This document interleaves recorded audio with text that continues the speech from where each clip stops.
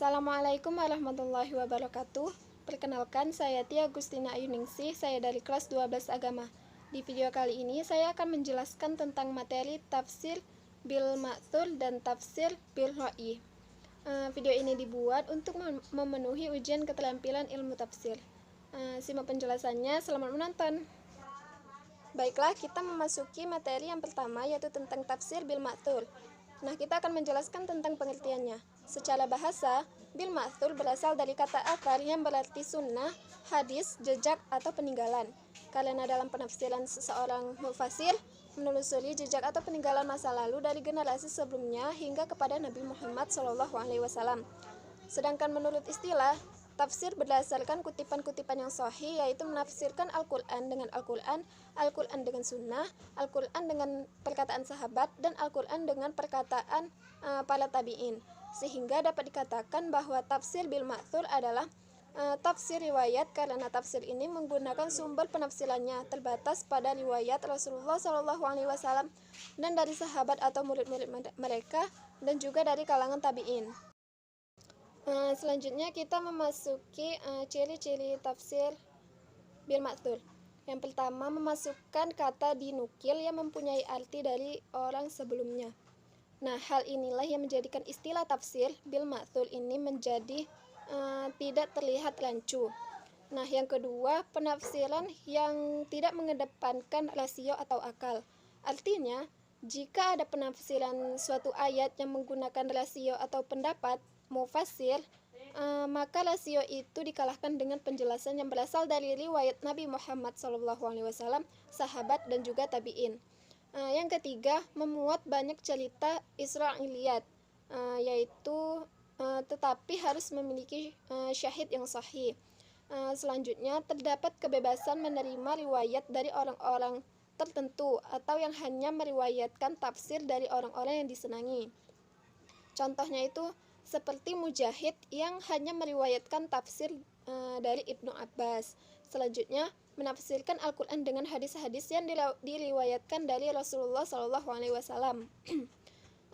Selanjutnya, menafsirkan Al-Quran dengan pendapat sahabat berdasarkan ijtihad mereka. Selanjutnya, menafsirkan Al-Quran dengan para pendapat tabi'in. Nah, selanjutnya saya akan menjelaskan tentang contoh dari tafsir bil ma'thur. Yang pertama ada tafsir Al-Quran dengan Al-Quran. Nah, terdapat di dalam Quran surah Al-Baqarah ayat 37 yang artinya, kemudian ada menerima beberapa kalimat dari Tuhannya, maka Allah menerima taubatnya, sesungguhnya Allah Maha Penerima Taubat lagi Maha Penyayang. Nah, kata kalimatin, beberapa kalimat tersebut dijelaskan oleh ayat yang lain di surat yang lain, yaitu dalam Quran surah Al-A'raf ayat 23 yang berbunyi yang artinya keduanya berkata, "Ya Tuhan kami telah menganiaya diri kami sendiri, dan jika Engkau tidak mengampuni kami dan memberi rahmat kepada kami, niscaya pastilah kami termasuk orang-orang yang merugi." Selanjutnya Al-Quran dengan sunnah, terdapat di dalam Quran surah Al-Baqarah ayat 238. Nah, selanjutnya ada Al-Quran dengan sunnah, terdapat di dalam Quran surah Al-Baqarah ayat 238 yang artinya, peliharalah semua salatmu dan peliharalah salat wusta, berdirilah untuk Allah dalam salatmu dengan khusyuk. Nah, salat wusta dijelaskan oleh Nabi dengan salat asar. Selanjutnya ada tafsir Al-Quran dengan pendapat tabi'in, terdapat di dalam Quran surah Al-Fatihah ayat 6 yang artinya, tunjukilah kami jalan yang lurus. Muhajib bin Jabbar menafsirkan Siratal Mustaqim dengan kebenaran. Mujahid sering menemui Ibnu Abbas dalam memperoleh keterangan. Nah, selanjutnya ada tafsir Al-Quran dengan pendapat sahabat. Nah, terdapat di dalam Quran surah An-Nisa ayat 2 yang artinya, dan berikanlah kepada kami dan berikanlah kepada anak-anak yatim atau yang sudah balik harta mereka. Jangan kamu menukar yang baik dengan yang buruk, dan jangan kamu makan harta mereka bersama hartamu. Sesungguhnya tindakan-tindakan atau menukar dan memakan itu adalah dosa yang besar. Nah, kata hubban ditafsirkan oleh Ibnu Abbas dengan dosa besar. Selanjutnya ada beberapa kitab beserta para tokohnya. Yang pertama yaitu tafsir Jami' al-Bayan karya Imam Ibnu Jarir at-Tabari. Yang kedua ada tafsir Al-Bustan karya Imam Abu Lais as-Samarkandi. Yang ketiga ada tafsir Asbabun Nuzul karya Imam Al-Wahidi. Yang keempat ada tafsir Al-Qur'anul Azim karya Imam Al-Hafiz Ibnu Katsir. Yang kelima ada tafsir Ad-Durrul Mansur fit Tafsir bil Mathur karya Imam Jalaluddin As-Suyuti. Yang keenam ada tafsir Al-Jawahir Al-Hasan fit Tafsir Al-Quran karya Imam Abdurrahman As-Salibi. Selanjutnya kita memasuki materi yang kedua, yaitu tentang tafsir bil ra'yi. Menurut istilah, bil ra'yi berasal dari kata ar-ra'yu yang berarti ijtihad, olah pikir, rasio, dan akal.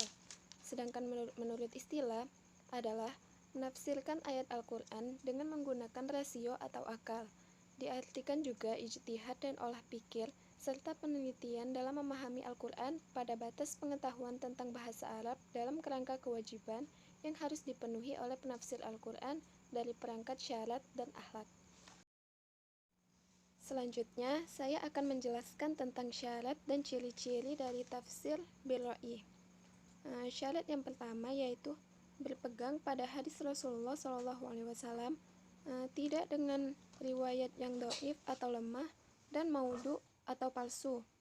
Yang kedua, berpegang pada ucapan sahabat Rasulullah SAW, karena apa yang mereka katakan menurut peristilahan hadis hukumnya marfu, bisa sahih atau hasan, khususnya yang berkaitan dengan asbabun nuzul dan hal-hal lain yang tidak dapat dicampuri pendapat atau ra'yu.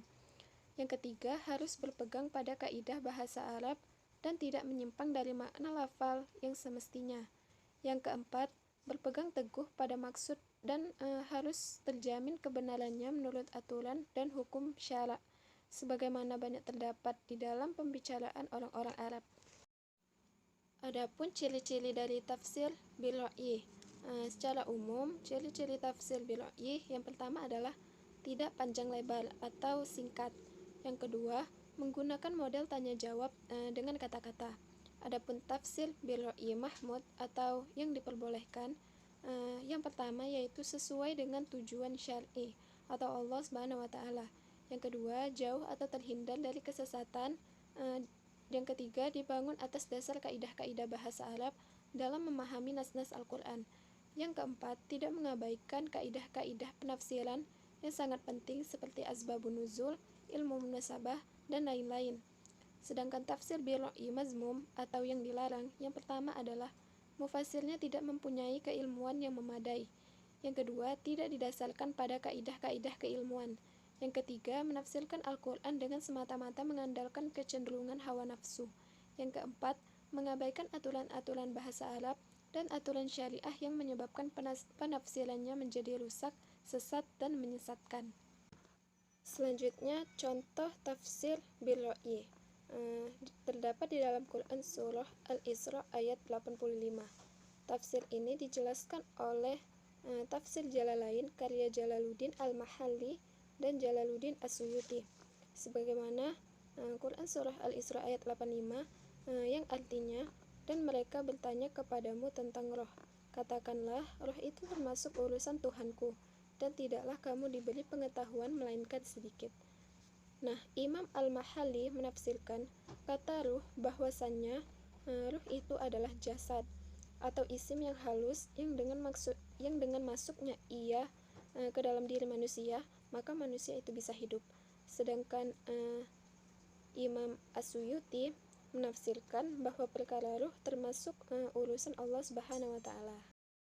Selanjutnya ada kitab dan tokoh dari tafsir bil ra'yi. Yang pertama ada tafsir Mafati Al-Ghaib, disebut juga tafsir Al-Kabir, karya Muhammad Fakhruddin Al-Razi. Yang kedua ada tafsir Al-Jalalain, karya Imam Jalaluddin Al-Mahalli dan Imam Jalaluddin Abdurrahman Al-Suyuti. Yang ketiga ada tafsir Anwar Al-Tanzil wa Asrar Al-Ta'wil, karya Imam Baidawi. Yang keempat ada tafsir Irsyad Al-Aql Al-Salim ila Mazaya Al-Qur'anul Karim, karya Abu Al-Saud Al-Ammadi. Yang kelima ada tafsir Ruh Al-Ma'ani, karya Imam Syihabuddin Al-Alusi. Yang keenam ada tafsir Madarikut Tanzil fi Ma'ani Tanzil, karya Imam Al-Kazin. Demikianlah materi yang dapat saya sampaikan. Apabila ada salah kata, saya mohon maaf. Saya tutup. Wabillahi taufik wal hidayah. Wassalamualaikum warahmatullahi wabarakatuh.